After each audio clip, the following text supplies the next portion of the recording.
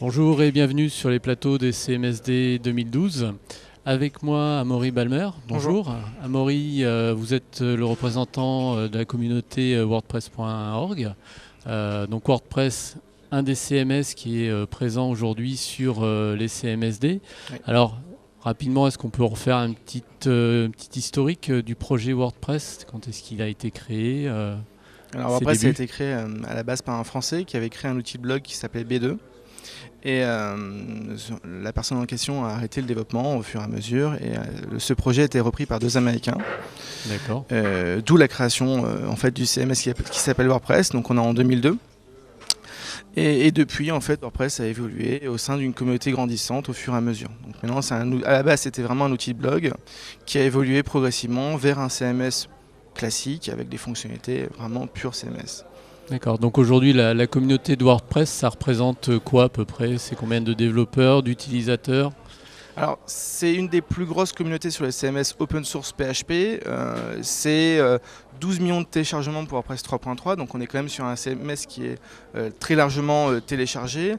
C'est traduit dans 40 langues, donc ça veut dire qu'il y a quand même 40 communautés qui ont pris le soin de traduire WordPress dans la langue du pays. Donc, par exemple, on a une version francisée. Et c'est également beaucoup de ressources pour ce CMS. On recense plus de 20 000 plugins pour étendre les fonctionnalités et on a des places de marché de thèmes premium ou de thèmes gratuits énormes avec, je lisais hier, plus de 2000 thèmes premium avec beaucoup de fonctionnalités C'est existantes. peut-être une des forces de WordPress et quelque chose qui attire les utilisateurs. Voilà, c'est quand même un outil qui est extrêmement simple en fait d'usage et d'accès, et c'est ce qui donne en fait l'envouement vers ce CMS pour des projets, disons, de petite et moyenne taille avec des besoins vraiment web. D'accord. Alors l'actualité principale aujourd'hui, c'est la sortie de la version 3.4 depuis hier. Exactement. C'est tout frais. C'est Alors, vraiment... les grandes nouveautés. Alors c'est vraiment tout frais parce que WordPress 3.4 est sorti hier, la version francisée est sortie également le même jour. Les grandes nouveautés, il y a quelque chose dans WordPress qui est un grand nombre de thèmes. Ces thèmes disposent chacun d'une interface de gestion différente. Finalement, chaque fournisseur de thèmes proposait son interface.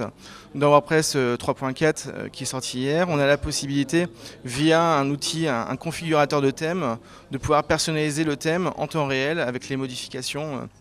Je change la couleur, je vois la modification en temps réel, de vraiment pouvoir personnaliser son thème. Donc c'est vraiment essayer d'uniformiser en fait la façon de gérer et de personnaliser ces thèmes. Et les autres avancées, ça concerne particulièrement la traduction, les améliorations de la performance. Ça passe par de la mécanique interne, mais également par une segmentation de la traduction, partie conseil de l'administration, partie publique.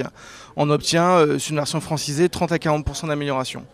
Donc ça veut dire qu'avec une mise à jour en un clic, qui est rétrocompatible, on a 30 à 40% d'amélioration sur ce CMS. D'accord.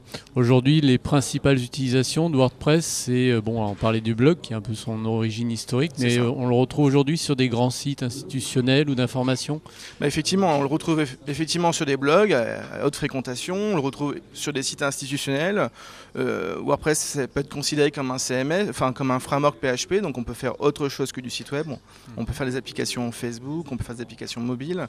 Je pense aussi de plus en plus à un usage de type usine à site. C'est une fonctionnalité qui a été inclue dans le logiciel de la version 3.0 et cette fonctionnalité usine à site est utilisée par des grands comptes français pour pouvoir générer en 4-5 clics des versions pour, par exemple, dans le secteur banquier, il y a des banques qui utilisent ça pour faire les sites dans chaque pays. Donc voilà, c'est vraiment un usage de plus en plus dans les entreprises de création de sites à la volée. D'accord, très bien. Alors l'avenir, on ne sait peut-être pas trop en parler, c'est un projet communautaire, donc les décisions ne sont peut-être pas encore prises. Alors effectivement, on est dans la version 3.4 qui est sortie hier. WordPress, c'est vraiment un projet communautaire, ce qui veut dire qu'il n'y a pas de réel roadmap. Là où on est sûr, c'est que WordPress 3.5 sera une évolution qui sera compatible avec la 3.4, qu'il n'y a pas de révolution majeure à attendre. Peut-être la refonte du gestionnaire de médias, pour faciliter l'ajout de médias dans WordPress. Mais c'est vrai qu'il n'y a pas de sujets importants qui ont été donnés Donc, c'est pas encore décidé, c'est la communauté qui décidera ça dans le mois à venir. Ce qui est sûr, c'est que WordPress 3.5 aura un nouveau thème, par défaut, et sortira d'ici la fin de l'année. D'accord. Où est-ce qu'on peut trouver des informations sur le web, sur WordPress, un site Alors, les informations en particulier? français sur WordPress francophone, donc wordpress-fr.net, et les informations en anglais, dont la documentation officielle sur wordpress.org. Il suffit de taper dans Google WordPress et on trouvera vraiment toutes les ressources sur le sujet. Ok. Très bien, Maurice, je vous remercie pour toutes Merci ces à vous. informations. Bon CMSD et à Merci. bientôt. Bientôt. Au revoir. Au revoir.